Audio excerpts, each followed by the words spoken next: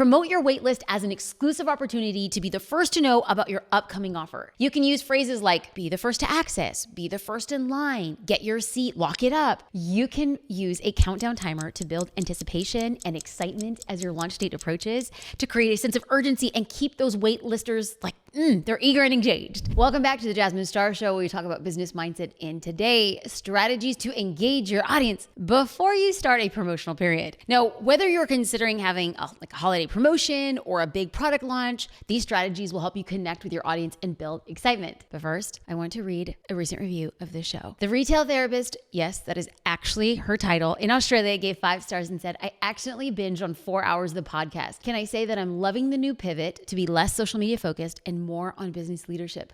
I binged 4 hours of this podcast while driving down the freeway and time just flew. If you're looking for a way to up-level your business, subscribe to this show. Okay, you guys, I get so awkward reading them. Thank you. Thank you. Thank you. All right, now let's dive into the 4 strategies to help you engage your audience before a promotional period or a holiday sale period. Now, what you're going to see around big holidays are a ton of direct promotions. A lot of businesses asking for a lot from their followers. But what if you showed up differently? What if you built a long tail strategy for your business to stick out and get big results? Let's dive in. Strategy number 1 is to create a pop-up private community. This community should be centered around the value of the offer you're promoting.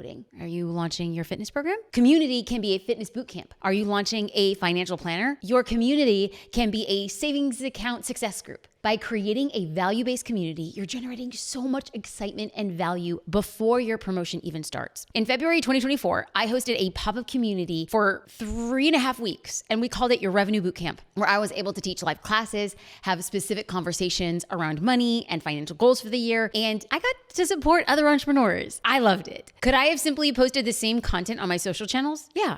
Of course, but not everybody on my social channels wants to hear in depth about that topic. I love pop-up communities because it's a perfect way to go deep and go fast around a particular topic while gathering a group of people who want to go deep and fast in the same way. It's almost like creating a niche group within your larger audience. When you set up your community, I recommend a private Facebook group or a private Instagram account. Now, I know, you're like, not another thing to do on social media, but hear me out. The people who are going to join you are most likely already on Facebook and Instagram. They get the notification straight to their phone and they don't have to log in or learn to navigate a new platform. But the best part, just my opinion, is that they naturally get support and they build relationships with other people in your community on that social platform. And when somebody gains a new relationship with somebody else because of you or your community, they automatically feel a deeper connection to you and your business. Now, we saw this a lot on the inside of the Revenue Bootcamp. We scheduled our post in advance for the 3.5-4 weeks the group was open, and a good portion of those posts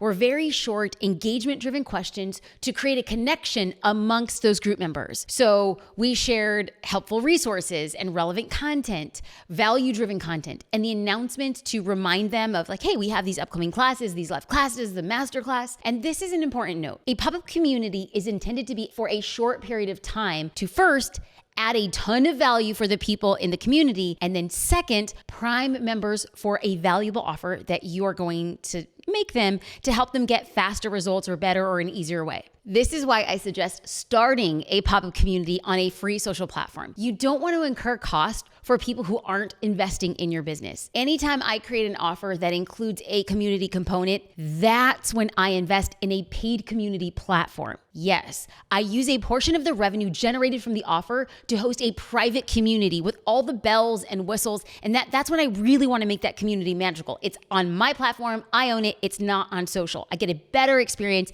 and overall, it's phenomenal for brand building. So inside of the community, along with sharing exclusive content, I'm going to share 3 things that you can do inside of your private community. The first idea is to host smaller pre-promotion events. Now, this could be live training, product demos, or a Q&A session that provides value, and then it helps it build that anticipation for that upcoming promotion. Okay, so let's get into an example. If you're launching a fitness program, you can offer a mini workout session or a nutrition workshop. Make sure you also share reminders and links and workbooks or whatever else that your members are going to need in advance to prepare and access those events. It makes a huge difference in the energy of the community. Trust me, when they are so well prepared. So in the pop-up community that we hosted, that Revenue Bootcamp, I went live to teach there at least twice a week before the masterclass. So this helped build momentum for the masterclass.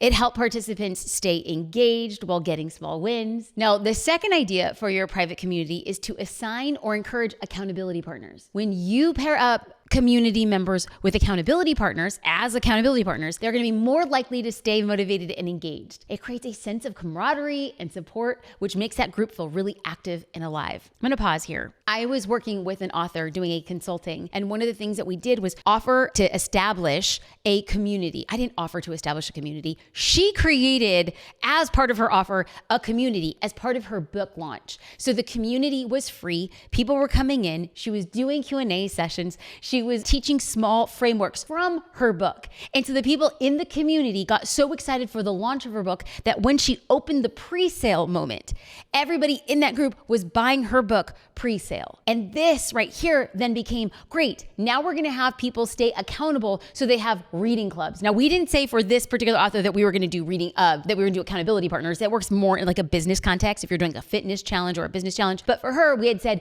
how many people can start their book clubs. And so people not only were pre-ordering, they then had their book clubs, all leading up to the intentionality of her short-term pop-up community. Now, the third idea that I have for you, and this one might be my favorite, is to gamify the group. Now, I hate the word gamify. I never did it. I was like, this is such a techie, I'm sorry, I'm going to say something that's probably going to offend people. It's such a tech bro. Let's gamify and optimize our results while retargeting with triggers. I can't stand it. But let me tell you, gamifying a group is fantastic. You can do this by running a contest or a challenge with a chance to win giveaways or prizes.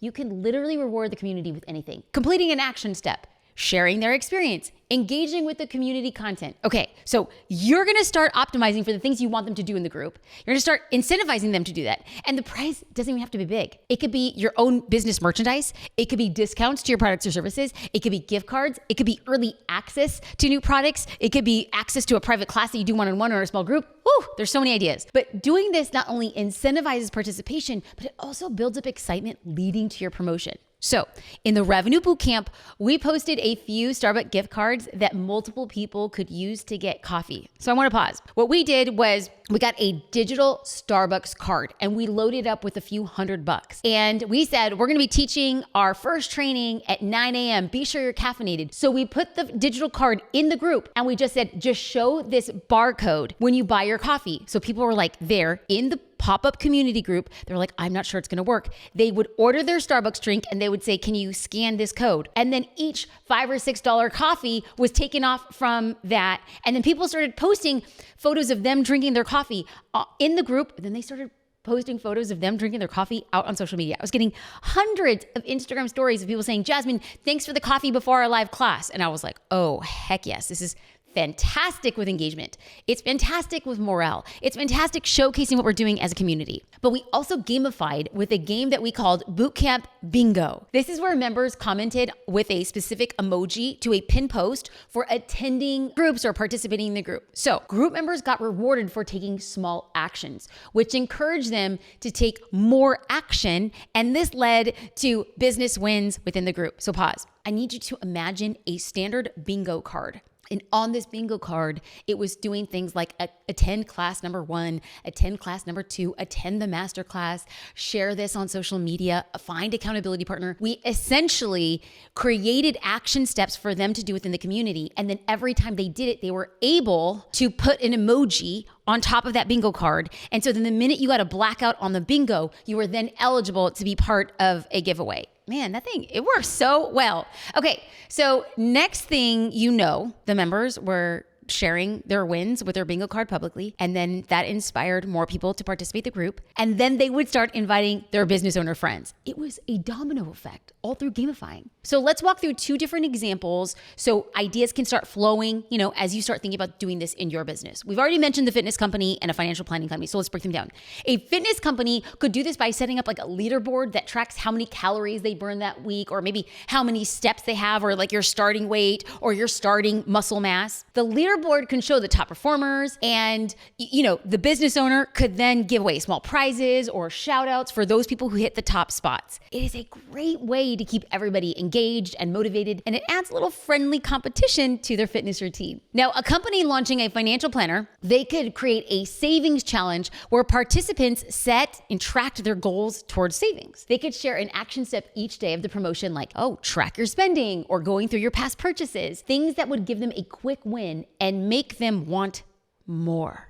Okay, now let's move on to strategy number 2 to engage your audience before a big promotion or the holiday season is to run a short-term referral program. You can create a simple program where existing customers can invite friends to join your email list, sign up for a free class, join a private community, or buy from you. You're gonna wanna incentivize both existing and referring clients, like your referrers and the referees, because you wanna get them excited and you want them feeling good. Now, doing this not only helps you expand your reach, but also leverages the trust your current customers have with their friends and community. Now, if you already have a referral program and you're not sure how this particular idea could apply, think about running a special, maybe like a limited time campaign with new rewards. This can re-energize your existing program and encourage more participation. Okay, so for example, offer double rewards. Starbucks does this really well, they're killing it. Or exclusive bonuses for referrals made during a promotional period. The third strategy to engage your audience before a promotional period is to start a waitlist. Set up a waitlist for the promotion where people can sign up to be the first to know where the offer or the deals go live. Think of a waitlist as a non-committal way for people to take action when they're even just slightly interested in what you're offering. It gives you a list of warm leads who have already shown interest. You can also keep an eye on who opens your emails and have your team start interacting with them on social media. So let's get into a real example of how I recently used a waitlist for my mastermind. Okay, so the team went through every waitlister on mastermind waitlist and then categorized each person focusing on the size of their business. Because the mastermind was for 7-figure entrepreneurs, we segmented the list into qualified leads. I then followed each person on social media and began engaging with their posts so I can get a better idea of who they were, if they were going to be a good fit, like what business they were building, and a general idea of whether I could offer direct value add for their business growth. Before we opened the mastermind applications to the public, I sent a personal email to each qualified lead inviting them to schedule a 20-minute call with me to see if the mastermind would be a good fit for us both. I could only do that because they signed up for the waitlist. That was where I got their information. They provided me with a lot of information to personalize the offer and develop trust before they were invited to apply. It was truly incredible to see the response and how effective it was. Now let's talk about you. Here are 3 ways that you can make the most of your waitlist. First, create a sense of exclusivity. Promote your waitlist as an exclusive opportunity to be the first to know about your upcoming offer. You can use phrases like be the first to access, be the first in line, get your seat, lock it up. Okay, so you can even offer an incentive to people on the waitlist like early bird pricing or a special bonus. The second idea to make the most out of your waitlist is to create a countdown for what you're launching. You can use a countdown timer to build anticipation and excitement as your launch date approaches, to create a sense of urgency and keep those waitlisters they're eager and engaged. The third way you can make the most out of your waitlist is to leverage social proof. Sharing testimonials or stories from past offers or even past workshops or masterclasses will build credibility and show the potential waitlist the value of what you're offering. The fourth and final strategy to engage with your audience before a promotion or a holiday is to prioritize conversations. Now, I know it might seem like a no-brainer and you're like, I get it. But before and during a launch and a promotional period, initiating gets overlooked or it just gets put on the back burner because I know you have a lot of moving parts and there's so many things to do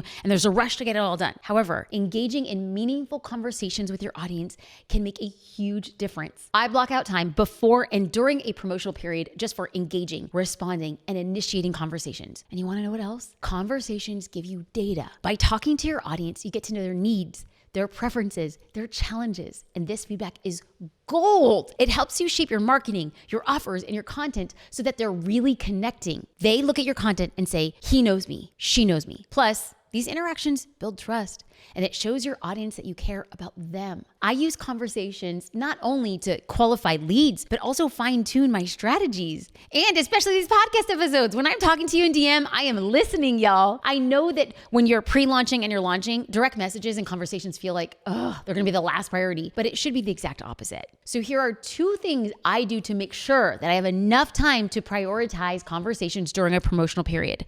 Number 1, I write and plan all of my content ahead of time. This means plotting my social media post, pre-recording videos, and scheduling email campaigns well before the promotional period begins. By having your content ready a month or 2 in advance, it gives you more time to focus on engaging with your audience and handling last-minute details. And, it goes to say, yes, I do keep a close eye on my content. I want to make sure it's performing. I want to know how the audience is responding. But when I'm doing this, I'm only looking at this as a way to adjust my strategy based on feedback and engagement levels. But by and large, 98% of it is locked in and done. If something is resonating really well, then I'm going to amplify it. If things aren't working so well, the stuff that I planned, I'm going to quickly pivot, but I have a plan. Now, the second thing I do is blocking out dedicated time for engagement. I schedule specific blocks of time each day of the pre-launch and during the launch just to engage with my audience. It's literally 20, 30 minutes a day because it helps build stronger relationships and it keeps momentum going throughout the promotional period. Okay. Let's summarize what we went over. Strategy number 1 is to engage your audience before the promotional period. And we're going to start doing this, and we can do this by way of a pop-up private community. The second strategy was to run a short-term referral program. And the third one is to engage your audience before the promotional period, and that's to go by way of a waitlist. And the fourth strategy was to prioritize those conversations. I cannot thank you enough for listening to the Jasmine Star Show. I would be so honored and grateful if you were to leave a review. And for those people who are sharing it on your stories and sharing it on social media, the team and I see it. We appreciate you. Thank you for the tags. You are the reason this show is able to grow. If you haven't had the opportunity to leave a review or tag me in a story, let today be that day. Thank you so much for listening.